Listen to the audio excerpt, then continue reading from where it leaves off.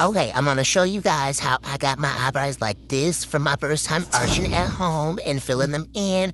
I'm gonna be using this Hydro Chic, slick, archer starting with the corner of my brow. So let's get into it. I was a little nervous to do it, so you can see my first couple strokes. I wasn't moving no hair, and I was also going back and forth with which side of it to use because, like I said, it's my first time and I didn't know how to really cut the hairs. You can see with my first couple strokes, I literally nicked the corner of my eye. It's already a little blood dot there. But that right there, when I took that piece off, I said, oh, we're getting something. We're getting the arch. And I just kept cleaning it, believing in the vision.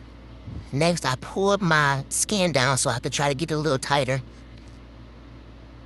I was so proud. But starting on the next one, I'm gonna speed it up a little bit now. I can see it coming together. I was so freaking excited. Brush and brush, and then continuing to just slowly outline my under bottom. I was literally picking these hairs off probably like one piece at a time with the shaver because, again, this little razor is tough. Like, it'd be scraping, so I didn't quite know, again, which direction to go with, so you'll see me going back and forth a lot throughout the video and slowly taking this hair off. Yeah, so very slowly, I was just cutting off the little pieces, a little bit at a time. You can kind of see it coming together, one step at a time. Yes, Jeff, that little one piece of string right there, see? Okay, we're doing something here. Now, this, like I said, is my first time. I did a little bit of watching some videos before, and I don't know how I missed it, but apparently you need eyebrow scissors. It makes sense, but I didn't have them, okay? I forgot to order them. So, I'm gonna show you something later, how I just kind of slicked them right on down into fruition. I kept going back and forth because this is my picky brow. I got a little piece of hair up there that I am clearly not trying to let go. If you ask me, I blame somebody like 10 years ago that just kind of like threw off my little arch. So now one is just not as movable as the other. Like the hairs be as stubborn as stuff. Okay, and then I had to sit back and look because it's coming together.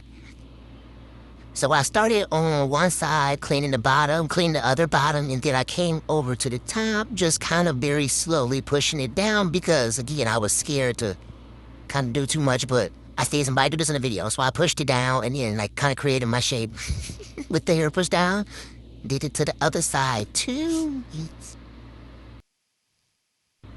I took a lot of time on this one, trying to get it the way I wanted to look. As far as, like, the shape, because like I said, this one just needed a little bit more love without taking off my little piece. And after a while, I did kind of taper that piece down a little bit. There she is. But it was just becoming too much of a straggle. Still doing a little bitty trim work, almost done with it, just a little tapering. Okay. Now, I went in to fill them in because I love me a full tinted looking brow. Definitely love that. So I just kind of kept applying. And that little cut that you just seen me do, that little... That's me laying down my eyebrows that I couldn't cut.